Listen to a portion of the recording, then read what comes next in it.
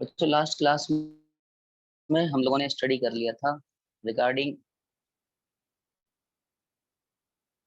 Idol and non ideal solution. ठीक है, तो उसी को हम लोग आगे बढ़ा रहे हैं। आज हम लोग पढ़ेंगे colligative property, that is the last topic in this chapter. ठीक है, अगर हम लोग बात करें कॉलिगेटिव प्रॉपर्टीज की, ठीक है, वांट ऑफ फैक्टर हमको नहीं पढ़ना है। वांट ऑफ फैक्टर क्या होता है मैंने पहले भी क्लासेस में पढ़ाया हुआ है, बट बोर्ड लेवल पे हमें उसको स्टडी नहीं करना है। ठीक है, कॉलिगेटिव प्रॉपर्टीज, सबसे पहले कॉलिगेटिव प्रॉपर्टीज के बारे में बात करने की, कॉलिगेटिव प्रॉपर्टीज क्या होती हैं। ठीक है, अच्छा, कॉलिगेटिव प्रॉपर्टीज वो प्रॉपर्टीज हैं जो नॉन वोलेटाइल सॉल्यूट के पार्टिकल्स पर डिपेंड करती हैं। ठीक है, नॉन वोलेटाइल सॉल्यूट के पार्टिकल्स पर डिपेंड करने वाली प्रॉपर्टीज, यानी कि ये वो केस की स्टडी हम लोग कर रहे हैं जो कल की क्लास में आप लोगों ने एक केस पढ़ा था जिसमें आपने वोलेटाइल सॉल्यूट और non volatile sorry non volatile solute and volatile solvent. ठीक है, ये आप लोगों ने केस पढ़ा था, non volatile solute and volatile solvent. ठीक है, तो इस केस में आपके पास ये जो सॉल्यूशन बना था, हम लोग केवल कॉलिगेटिव प्रॉपर्टी में इस केस को स्टडी करते हैं जहां पर volatile solvent and non volatile solute पड़ा हुआ है। तो कॉलिगेटिव प्रॉपर्टीज वो प्रॉपर्टीज जिनको अदर फैक्टर्स से तो कोई लेना देना नहीं है, बट वो नंबर ऑफ पार्टिकल्स जो नॉन वोलेटाइल सॉल्यूट के रहे इस पर डिपेंड करते हैं। यानी कि अगर नंबर ऑफ पार्टिकल्स बढ़े तो फिर कॉलिगेटिव प्रॉपर्टीज जो होंगी वो चेंज हो रही होंगी। तो ऐसी कितनी प्रॉपर्टीज हैं बेटा हमारे पास? Total we have 4 properties. ठीक है, 4 कॉलिगेटिव प्रॉपर्टीज होती हैं। एक होती है हमारे पास relative lowering of vapour pressure, जिसको हम लोगों ने कल की क्लास में निकाला था इसका formula, relative lowering of vapour pressure. ठीक है, तो इसमें हम लोगों ने बेटा क्या देखा था? हम लोगों ने ये देखा था relative lowering of vapour pressure में कि आर एल वी पी जिसको हम लोग डिनोट करते हैं P not a minus P A upon P not a, इस पूरे टर्म को कहा जाता है are L V P. Are L V P जो इक्वल होता है बेटा वो होता है मोल fraction of non volatile solute. दूसरी हमारे पास जो प्रॉपर्टी यहाँ पर होगी, सेकेंड प्रॉपर्टी, वो हमारे पास होती है बेटा elevation elevation in boiling point, elevation in boiling point. ठीक है, एलिवेशन इन बॉइलिंग पॉइंट। तीसरी प्रॉपर्टी हमारे पास होती है बेटा depression in freezing point, depression in freezing point. ठीक है, और चौथी प्रॉपर्टी हम लोग यहाँ पर स्टडी करेंगे, दैट इज ऑस्मोटिक प्रेशर। ठीक है, ऑस्मोटिक प्रेशर, ये और हम लोग स्टडी करेंगे। तो we have 4 properties, R L V P, elevation in boiling point, depression in freezing point and osmotic pressure. अगर इसमें हम लोग बात करें बेटा कि हमारे पास क्या होते हैं, पहली वाली तो हम लोग स्टडी कर चुके हैं। अगर हम लोग एक साथ इन दो प्रॉपर्टीज को स्टडी करें, जैसे कि elevation in boiling point, elevation in boiling point, और दूसरा हमारे पास बेटा depression in depression in freezing point, अगर इन दोनों को एक साथ हम लोग स्टडी करें तो इनकी क्या मीनिंग होते हैं समझो ध्यान से। देखो, अगर हम लोग बात करें एलिवेशन इन बॉइलिंग पॉइंट की, तो एलिवेशन इन बॉइलिंग पॉइंट का मतलब हमारे पास क्या हुआ कि बॉइलिंग पॉइंट जो है वो कुछ ना कुछ एलिवेट, एलिवेट का मतलब होता है इंक्रीमेंट। ठीक है, इंक्रीमेंट कितना हमारे पास बढ़ गया। ठीक है, और डिप्रेशन का मतलब होता है डिक्रीमेंट कितना कम हो गया। अब कम क्या होगा, जैसे मान लीजिए एक सॉल्वेंट था, अब उस सॉल्वेंट का मान लीजिए उसका बॉइलिंग पॉइंट था T0B, ये उसका बॉइलिंग पॉइंट था। ठीक है, ये उसका बॉइलिंग पॉइंट था। आपने क्या किया, आपने यहाँ पर आपने यहाँ पर एक नॉन वोलेटाइल सॉल्यूट ऐड कर दिया। जैसे आपने नॉन वोलेटाइल सॉल्यूट ऐड किया तो इस कंटेनर के अंदर अब सॉल्वेंट के साथ एक नॉन वोलेटाइल सॉल्यूट भी आ गया। जैसे ही नॉन वोलेटाइल सॉल्यूट आया, उसने क्या किया, इसका बॉइलिंग पॉइंट कुछ ना कुछ इंक्रीज कर दिया। लेट कर लो टीबी। यहाँ पर टीबी जो होगा, it is greater than T not B. T not B क्या है बेटा, ये बॉइलिंग पॉइंट है अकेले सॉल्वेंट का। जब आपने इसमें नॉन वोलेटाइल सॉल्यूट ऐड किया, तो जैसे ही नॉन वोलेटाइल सॉल्यूट यहाँ पर आया, तो उसने सॉल्वेंट के साथ इंटरेक्शन किया। इंटरेक्शन से फोर्स ऑफ अट्रैक्शन बढ़ा, तो यहाँ पर बॉइलिंग पॉइंट पहले से कुछ ना कुछ बढ़ गया। तो ये जो इंक्रीमेंट हमारे पास आया, ठीक है, ये जो इंक्रीमेंट आया बेटा, ये कितना इंक्रीमेंट आया, तो ये हम लोग देखेंगे। हम लोग बोलेंगे इंक्रीमेंट आया डेल्टा टीबी, यानी कि टीबी हो गया और था कितना, टी नॉट बी। तो इसी को हम लोग बोलते हैं बेटा, delta TB is known as elevation in boiling point. इसी को हम लोग बोलते हैं एलिवेशन, इतने का हो गया, एलिवेशन इन बॉइलिंग पॉइंट। ठीक है, तो आप इसकी डेफिनेशन समझ ही गए होगे क्या होगी, कि एक किसी सॉल्वेंट में नॉन वोलेटाइल सॉल्यूट ऐड करने पर बॉइलिंग पॉइंट जितना बढ़ जाता है, उसको ही हम लोग बोलते हैं एलिवेशन इन बॉइलिंग पॉइंट। अब यहाँ पर इसी तरह से अगर मैं डिप्रेशन पॉइंट की बात करूँ, डिप्रेशन इन फ्रीजिंग पॉइंट मतलब डिक्रीमेंट, तो सेम वे में आप कह सकते हो कि आपके पास कोई सॉल्वेंट था, और उस सॉल्वेंट का अगर फ्रीजिंग पॉइंट हम लोग मान लें टी नॉट एफ, ये इसका फ्रीजिंग पॉइंट है अभी। और जैसे ही आपने इसमें एक नॉन वोलेटाइल सॉल्यूट ऐड कर दिया, यू एडेड एनबीएस, यानी कि नॉन वोलेटाइल सॉल्यूट आपने ऐड किया, तो सॉल्वेंट के पास एनबीएस और आ गया। अब क्या होगा, देखो मैं आपको ऐसे समझाऊंगा कि मान लीजिए कि एक पानी है, ठीक है, पानी के अंदर आप चीनी डाल रहे हो, तो पानी के जो मॉलिक्यूल्स थे, उनके बीच में कुछ इंटरमॉलिकुलर स्पेस था, और उस स्पेस में शुगर ने क्या किया, उस स्पेस को ऑक्यूपाई किया जब आपने उसमें शुगर ऐड किया, तो वो स्पेस फिलअप हो चुका है। H2O के पार्टिकल के बीच में जो छोटा मोटा डिफरेंस था, वो किसकी वजह से, शुगर की वजह से फिलअप हो गया। अब फ्रीज का मतलब होता है पार्टिकल्स को पास पास लाना, तो बीच में आपने क्या कर दिया, शुगर को ला करके खड़ा कर दिया, तो शुगर इनको पास आने से रोकेगा, रजिस्ट करेगा। दैट्स वाई फ्रीजिंग पॉइंट अब आपको और कम, फ्रीज का मतलब होता है टेम्परेचर डिक्रीज करके पार्टिकल्स को पास पास ले आना, तो आपको पहले के कंपैरेटिवली और टेम्परेचर डाउन करना पड़ेगा। मतलब इसका जो हमारे पास फ्रीजिंग पॉइंट होगा, वो टीएफ होगा, और टीएफ जो होगा वो पहले के कंपैरेटिवली कुछ ना कुछ और कम रखना पड़ेगा। यहाँ पे ज्यादा रखना पड़ रहा था बॉइलिंग पॉइंट, यानी पार्टिकल्स को दूर दूर ले जाने के लिए हमें टेम्परेचर बढ़ाना पड़ रहा था, और यहाँ पर टेम्परेचर मतलब पार्टिकल्स को पास पास लाने के लिए टेम्परेचर को और ज्यादा डिक्रीज करना पड़ रहा है। जैसे पानी अकेला था, फ्रीज हो रहा था 0 डिग्री सेल्सियस पर, बट अब आपने उसमें चीनी भी डाल दी, तो वो -2 डिग्री सेल्सियस, -3 डिग्री सेल्सियस के आसपास वो फ्रीज होने लगा, यानी कि टेम्परेचर पहले के कंपैरेटिवली आपको और डाउन करना पड़ा, यानी डिक्रीमेंट हो गया किसमें, पूरे फ्रीजिंग पॉइंट में। तो यहाँ पर जब आप बोलोगे, तो आप बोलोगे डेल्टा टी एफ, यानी इतना चेंज आया, कितना था, कितना टी नॉट एफ, ये वैल्यू बड़ा है, तो बड़े में से छोटे वाले को माइनस कर देंगे, तो पता पड़ जाएगा हमारे पास कि कितना हमारे पास डिक्रीमेंट हुआ होगा फ्रीजिंग पॉइंट में। इसी को कहा जाता है depression in freezing point, depression in freezing point. ये दोनों बिल्कुल सिमिलर टाइप के टर्म हैं, ठीक है, एलिवेशन और डिप्रेशन। बट एलिवेशन का याद रखना कि बॉइलिंग पॉइंट बढ़ रहा है, और डिप्रेशन में डिक्रीज हो रहा, और प्रोसीजर सेम है, मतलब सॉल्वेंट के अंदर आपने एक नॉन वोलेटाइल सॉल्यूट ही ऐड किया और कुछ नहीं किया।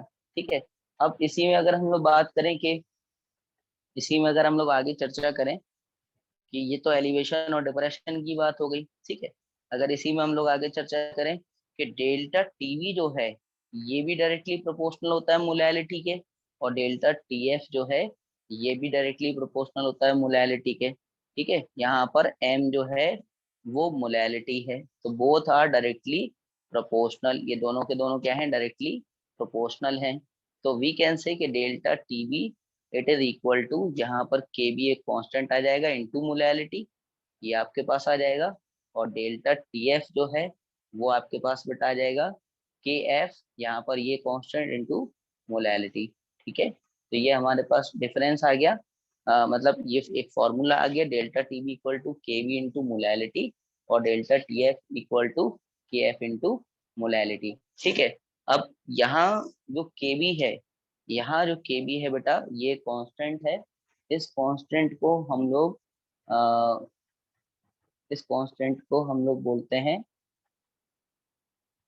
Molal elevation. मोलल एलिवेशन, ठीक है, मोलल एलिवेशन कांस्टेंट, और इवोलियोस्कोपिक इवोलियोस्कोपिक कांस्टेंट के नाम से भी इसको जानते हैं। ठीक है, के एफ जो है वो हमारे पास है molal depression constant, molal depression depression constant, और इसको हम लोग बोलते हैं क्रायोस्कोपिक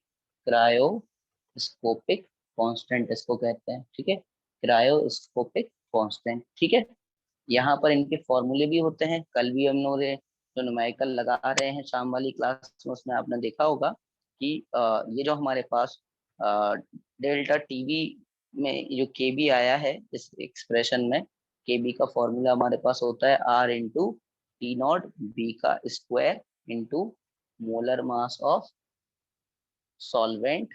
ठीक है, अपॉन आपके पास बेटा 1000 into delta H of vaporisation, यहाँ पर वेपराइजेशन यानी कि वो अमाउंट ऑफ हीट जो 1 kg ऑफ सब्सटेंस को वेपर में कन्वर्ट करने में यूज में हुई होगी, और यहाँ पर हमारे पास होता है K F equal to R into T not F का square into molar mass of solvent upon 1000 into del H of fusion. ठीक है, तो ये आपके पास के एफ हो गया। ठीक है, ये आपके पास के एफ हो गया, तो ये दोनों कांस्टेंट आपको इतना ही याद रखना है। हालांकि नोट्स में मैंने यहाँ इनकी थर्मोडायनेमिक्स लिखी हुई है, वो कभी नहीं पूछी जाएगी, बोर्ड लेवल की चीजें चल रही है, तो काफी चीजें मैं क्विट कर रहा हूँ। जैसे मैंने यहाँ पर कोई फेस डायग्राम नहीं बनाया, या फिर मैंने इनके बारे में ये नहीं कहा कि इनकी थर्मोडायनेमिक्स मतलब कि एंट्रोपी सॉल्यूशन की, सॉल्यूट की, सॉल्वेंट की क्या रिलेशन आएगा।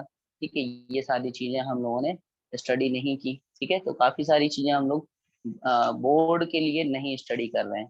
हाँ, ग्राफ के लिए आप कह सकते हो कि ग्राफ में देखो, इसके अगर ग्राफ्स की बात की जाए तो इतना आप कह सकते हो कि इस वाले में ग्राफ कुछ ऐसे बनेगा कि कुछ ना कुछ बढ़ गया। ठीक है, और इस वाले में ग्राफ कुछ ऐसे बनता है कि पहले जो है आप आगे थे कुछ ऐसे, यहाँ तक वैल्यू था आपका।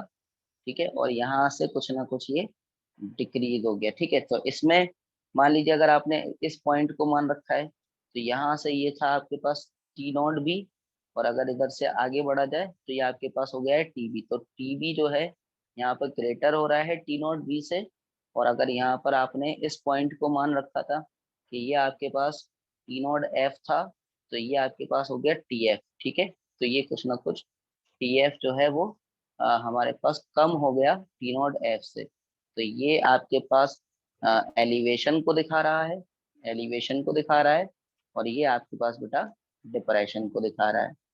ठीक है, तो ये दो ग्राफ भी आप याद रख सकते हो। तो ये तीन क्वालिटेटिव प्रॉपर्टीज हमारी कंप्लीट हो गई। In the last qualitative property को हम लोग और स्टडी कर लेते हैं। इसके बाद इस चैप्टर में बस एक लास्ट थिंग और बचेगी, दैट इज हेनरी लॉ। ठीक है, तो लास्ट क्वालिटेटिव प्रॉपर्टी हमारे पास क्या है बेटा, ऑस्मोटिक प्रेशर।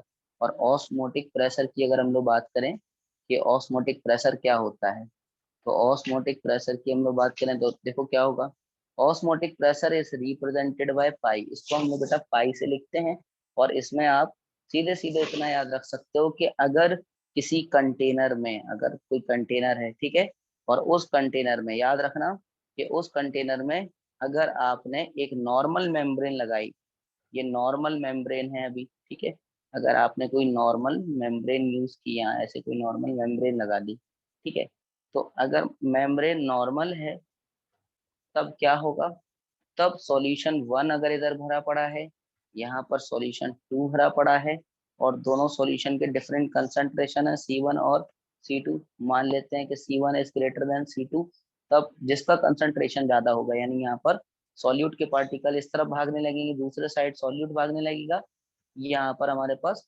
सॉल्वेंट के पार्टिकल भागने लगेंगे। ठीक है, तो ये हमारे पास हो रहा होगा। तो ये हमारे पास कहलाता है डिफ्यूजन। मतलब डिफ्यूजन में क्या होता है, सॉल्यूट और सॉल्वेंट के पार्टिकल दोनों के दोनों एक प्लेस से दूसरी जगह जा सकते हैं। बट अगर इसी में आपने इतना कर दिया कि कंटेनर में आपने सॉल्यूशन तो सेम भरे, बट जो बीच में मेम्ब्रेन थी उसको एक स्पेशल मेम्ब्रेन कर दिया, that is semi permeable membrane. तो सेमी परमेबल मेम्ब्रेन के केस में ये आपने लगा दी यहाँ पर एक सेमी परमेबल मेम्ब्रेन, या आपने SPM यानी कि सेमी परमेबल मेम्ब्रेन। ठीक है, तो सेमी परमेबल मेम्ब्रेन एक स्पेशल टाइप की मेम्ब्रेन है जो कि अपने अंदर से केवल एक सिंगल टाइप के पार्टिकल्स को निकलने देती है। तो यहाँ पर सॉल्यूशन 1 था, यहाँ सॉल्यूशन 2 था, ठीक है, यहाँ सॉल्यूशन 2 था। तो इसने क्या किया, इसमें कंसंट्रेशन इसका C1 था, इसका C2 था, C1 was greater than C2, ये ग्रेटर था। तो बेटा क्या हुआ कि जो सॉल्यूट के पार्टिकल इधर जा रहे थे, इसने सॉल्यूट के पार्टिकल को इधर जाने से रोक दिया, ओनली सॉल्वेंट के पार्टिकल को जाने दिया। तो याद रखना मैं सॉल्वेंट के रिस्पेक्ट में बात कर रहा हूँ। ठीक है, यहाँ पर मैं सॉल्वेंट के रिस्पेक्ट में बात करूंगा। तो सेमी परमेबल मेम्ब्रेन क्या कर रही है, लोअर कंसंट्रेशन से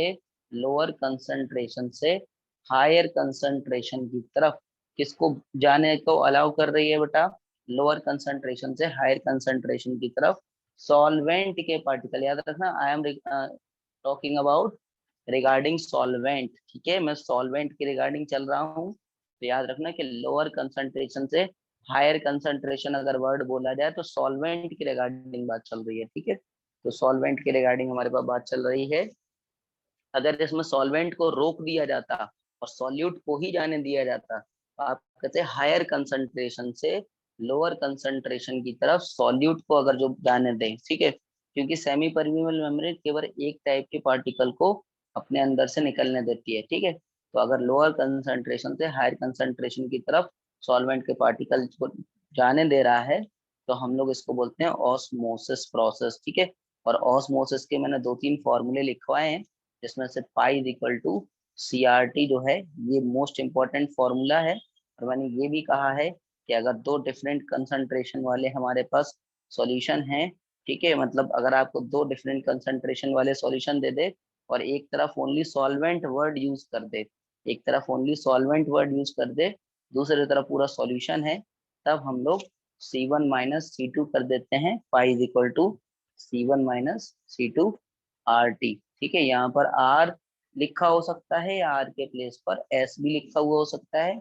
इसको हम लोग बोलते हैं सॉल्यूशन कांस्टेंट। याद रखना कि जो वैल्यू आप जैसे 0.0821 या 8.314 जो वैल्यू आप R के लिए यूज करते थे, that will be similar as S। ठीक है, मतलब S का भी वही वैल्यू आपको यूज करना है, R और S आपको कुछ भी लिखा हुआ मिल जाए। ठीक है, तो ऑस्मोसिस और डिफ्यूजन याद रखना कि इतना सा डिफरेंस इसमें कि ऑस्मोसिस जो है वो हमारे पास बेटा सॉलिड लिक्विड गैस सब में एप्लीकेबल होगा, बट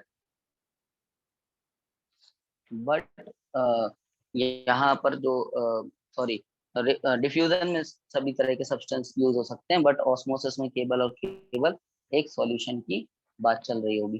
ठीक है, अब इसी में अगर हम लोग आगे बात करें कि एक और टर्म यूज होता है, दैट इज रिवर्स ऑस्मोसिस। अब रिवर्स ऑस्मोसिस में क्या होता है, रिवर्स ऑस्मोसिस में बेटा, रिवर्स ऑस्मोसिस की अगर हम लोग बात करें तो रिवर्स ऑस्मोसिस में क्या हो रहा है कि मान लीजिए इस तरह का कोई सिस्टम था, बीच में कोई सेमी परमेबल मेम्ब्रेन भी थी। ठीक है, बट अगर कोई पिस्टन वाला सिस्टम है, ठीक है, अगर कोई पिस्टन वाला सिस्टम है, आप मान लीजिए इधर पे C1 या C2 और इधर से पार्टिकल आ रहे थे, बट आपने क्या किया, आपने यहाँ पर एक पिस्टन लगा दिया। अब पिस्टन लगाने के बाद आप इसको प्रेस कर रहे हो इस सॉल्यूशन को, जैसे आपने प्रेस किया तो सेमी परमेबल मेम्ब्रेन ने इसको तो नहीं आने दिया, बल्कि इसके सॉल्वेंट के पार्टिकल को इस जगह से इधर पहुंचा दिया, मतलब जस्ट उल्टा कर दिया। ये हायर कंसंट्रेशन से लोअर की तरफ, हायर कंसंट्रेशन से लोअर कंसंट्रेशन की तरफ उसने पार्टिकल को, लोअर कंसंट्रेशन की तरफ सॉल्वेंट के पार्टिकल को जाने दिया। ठीक है, क्यों, by applying an external force या एक्सटर्नल प्रेशर, जो आपने एक्सटर्नल प्रेशर अप्लाई कर दिया, तो ये प्रोसेस हमारे पास रिवर्स ऑस्मोसिस हो गया। ठीक है, रिवर्स ऑस्मोसिस जो है, इसमें याद रखना कि रिवर्स ऑस्मोसिस हमारे पास आरओ वगैरह में यूज किया जाता है, या डिसैलिनेशन ऑफ वाटर में यूज किया जाता है। ठीक है, डिसैलिनेशन ऑफ वाटर में यूज किया जाता है। तो ये आपके पास रिवर्स ऑस्मोसिस हो गया।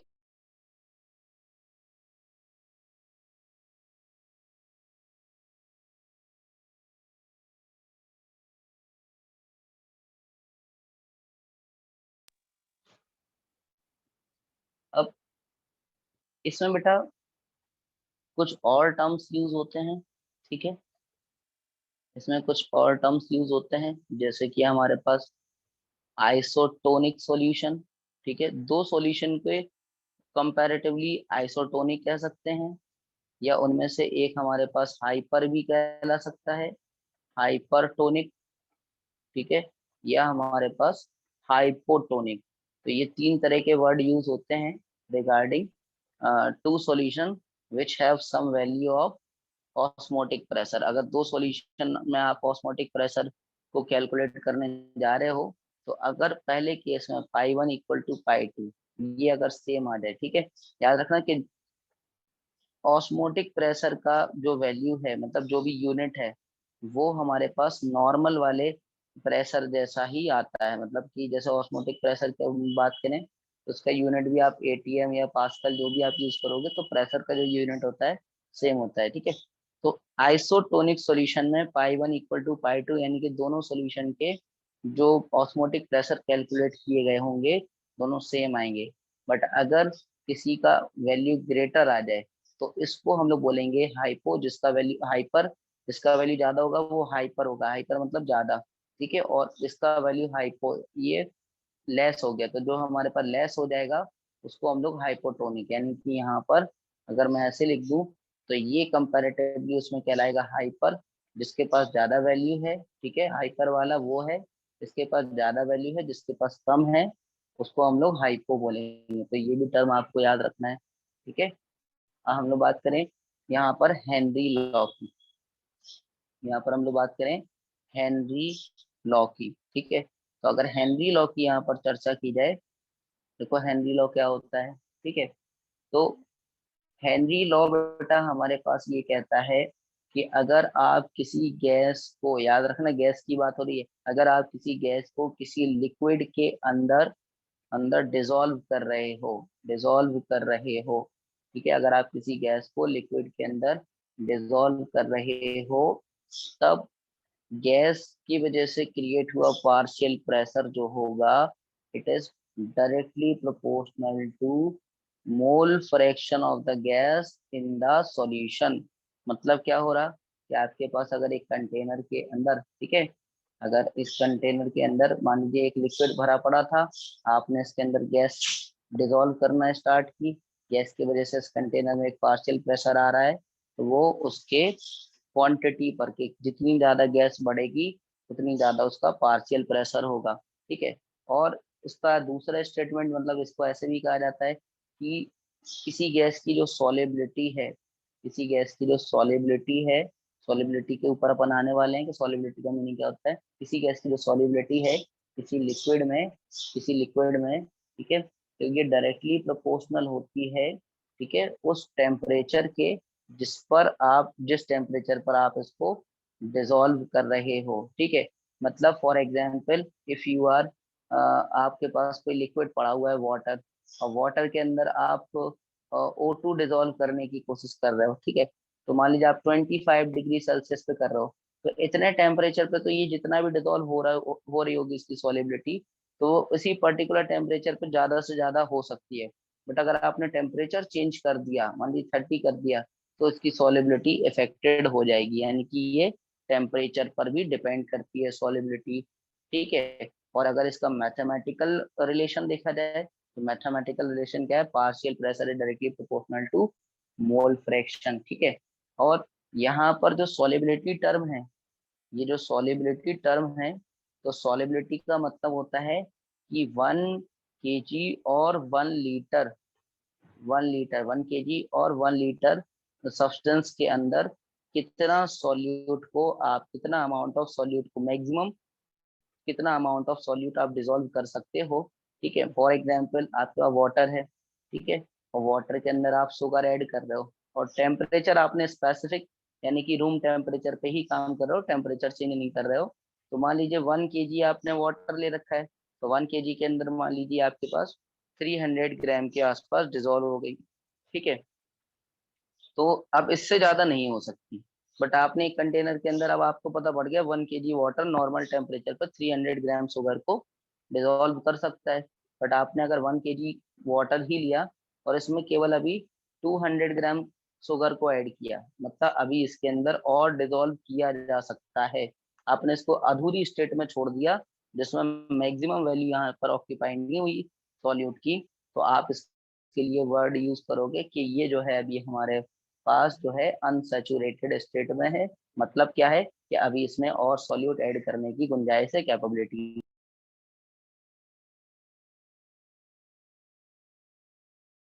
इसी स्टेट में ले जाओ कि आपके पास, अभी आप इसको इस स्टेट में ले जाओ कि आपने 300 ग्राम ऑफ शुगर जो है, 300 ग्राम ऑफ शुगर जो है वो 1 kg ऑफ वाटर के अंदर डिजोल्व कर दी, तो अब ये सेचुरेटेड में आ गया।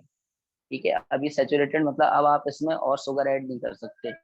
बट अगर आप इसका टेम्परेचर बढ़ाना स्टार्ट कर दोगे, अगर आप इसका टेम्परेचर बढ़ाना स्टार्ट कर दोगे, तो इसमें और कैपेबिलिटी बढ़ जाएगी कि और शुगर ऐड किया जा सकता है। तो टेम्परेचर बढ़ाने के बाद ये जिस स्टेट में आता है वो कहलाती है super super saturated, super saturated state. Super saturated state क्या है बेटा? वो स्टेट जिसमें आप और ज्यादा सॉल्यूट ऐड कर सकते हो। सैचुरेटेड स्टेट के बाद जो स्टेट अकर हो रही है, that is super saturated state. तो आपको ये भी याद रखना है कि सुपर सैचुरेटेड, सैचुरेटेड और अनसैचुरेटेड स्टेट क्या है। जैसा कि हमें पता है कि partial pressure is directly proportional to the mole fraction, ये सॉलिबिलिटी के रिगार्डिंग बात चल रही है। ठीक है, तो यहाँ पर पार्शियल प्रेशर इक्वल टू आपके पास आ जाएगा के एच इंटू एक्स। ठीक है, यहाँ पर जो के एच है ये है Henry constant, this is Henry constant, इसको हम लोग हेनरी कांस्टेंट कहते हैं बेटा। यहाँ पर हेनरी कांस्टेंट जो है ये डिफरेंट गैसेस के लिए इसका वैल्यू डिफरेंट डिफरेंट हो सकता है। Different for different different gases, ये अलग अलग हमारे पास हो सकता है अलग अलग गैसेस के लिए। ठीक है, इसका जो यूनिट होता है, के एच का जो यूनिट होता है वो प्रेशर जैसा ही होता है। ठीक है, ये टेम्परेचर बढ़ाने पर केएच का वैल्यू, हेनरी कांस्टेंट का वैल्यू बढ़ता है। ये भी आपको याद रखना है। ये थोड़े जो 2-3 पॉइंट हैं ये आपको याद रखना है। याद रखना कि अगर केएच का वैल्यू ग्रेटर हुआ तो गैस की सॉलिबिलिटी भी ज्यादा होगी, सॉलिबिलिटी भी बढ़ेगी। तो ये हमारे पास कुछ प्रॉपर्टीज हैं केएच की। KH have the same value of same unit as pressure. KH के बारे में ये भी याद रखना कि इसका डिफरेंट वैल्यू होता है, अलग अलग गैसेस के लिए अलग अलग होता है। टेम्परेचर बढ़ाने पर केएच का वैल्यू बढ़ता है, अगर किसी का केएच बड़ा है तो उस गैस की सॉलिबिलिटी भी ज्यादा होगी। ठीक है, अगर इसके ग्राफ की बात की जाए तो प्रेशर वर्सेस मोल फ्रैक्शन के बीच में आप ये जो ग्राफ बनाओगे, पार्शियल प्रेशर है ये, डायरेक्टली प्रोपोर्शनल चल रहा है ना, partial pressure is directly proportional to the mole fraction. तो ये स्ट्रेट लाइन ग्राफ बन गया। ठीक है, तो याद रखना कि हेनरी लॉ जो हम लोग बनाते हैं, हेनरी लॉ जो यूज करते हैं किसी गैस की सॉलिबिलिटी के लिए, किसी गैस की सॉलिबिलिटी जो है वो पर्टिकुलर टेम्परेचर डिपेंडेंट होती है, या partial pressure of a gas is directly proportional to the mole fraction.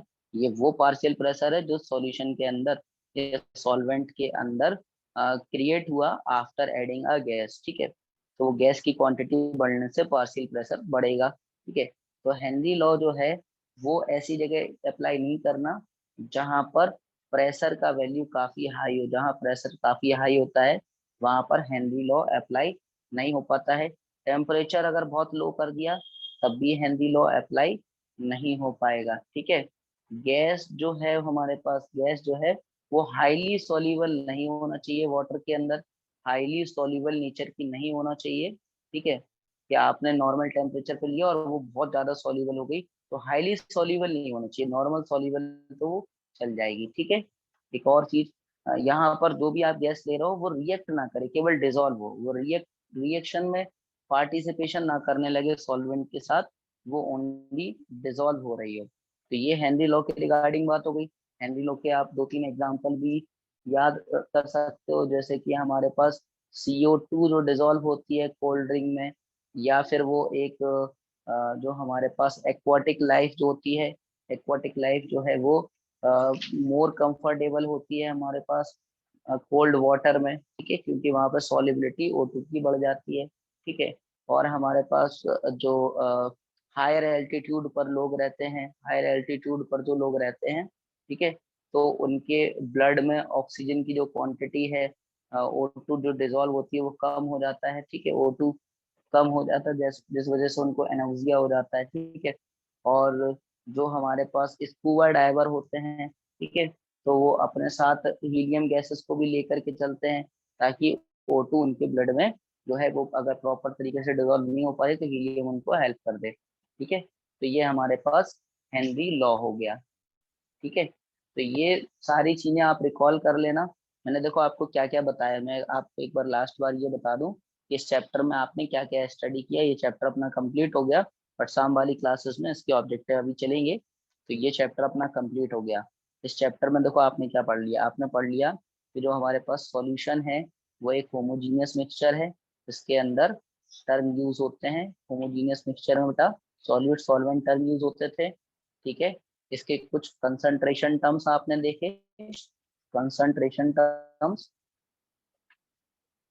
इसके अभी दिखाता हूँ बेटा, इसके कुछ कंसंट्रेशन टर्म्स भी आपने देखे थे।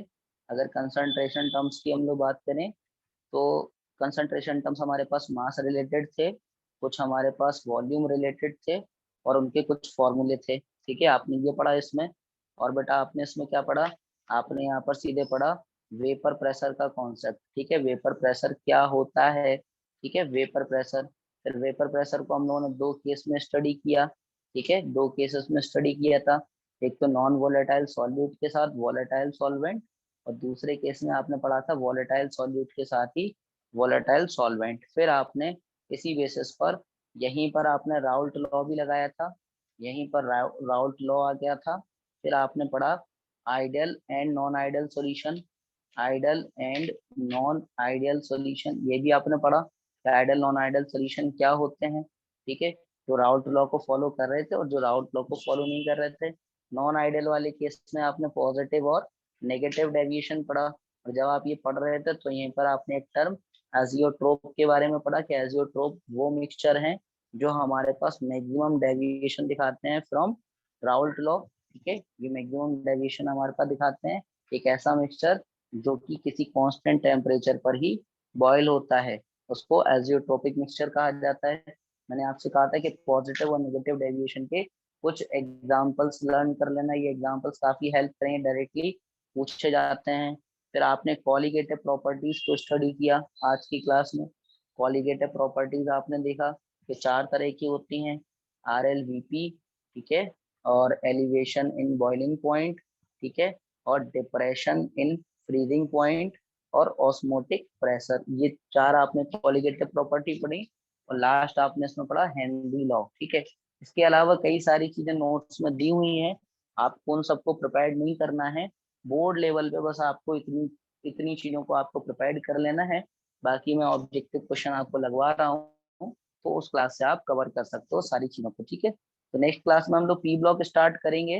अगर किसी बच्चे को कोई पीछे का देखना था तो देख लो, ये मैंने बताया था पेज नंबर 1 है, ये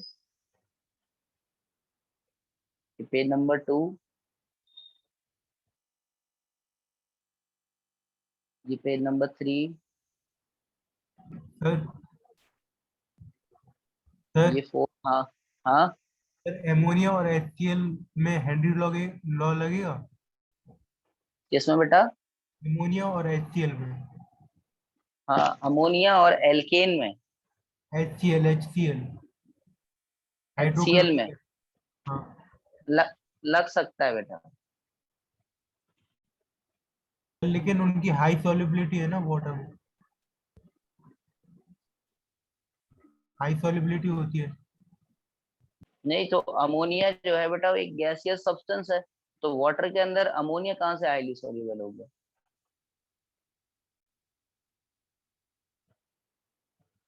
यही पेजेस देखना थे, लग जाएगा उसमें हेनरी लॉ। और HCl तो बेटा एक लिक्विड आपको गैस के लिए स्टडी करना है।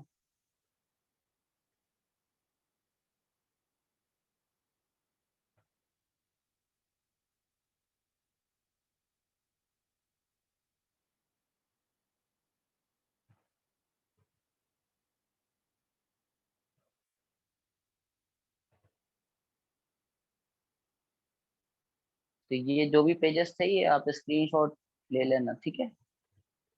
बाकी इसकी रिकॉर्डिंग तो मैं आपको दे ही दूंगा। तो कल की क्लास में हम लोग पी ब्लॉक कंटिन्यू करेंगे, पी ब्लॉक से स्टार्ट करेंगे, ठीक है। और ये भी छोटा सा टॉपिक रहेगा, ज्यादा दिन का नहीं रहेगा, अराउंड 1 वीक में ये भी हो जाएगा, ठीक है। तो 5 नंबर के लिए पहले अच्छे से प्रिपेयर कर लो सॉल्यूशन एंड कॉलिगेटिव प्रॉपर्टीज के लिए, ठीक है। उसके बाद हम लोग पी ब्लॉक को कंटिन्यू करेंगे।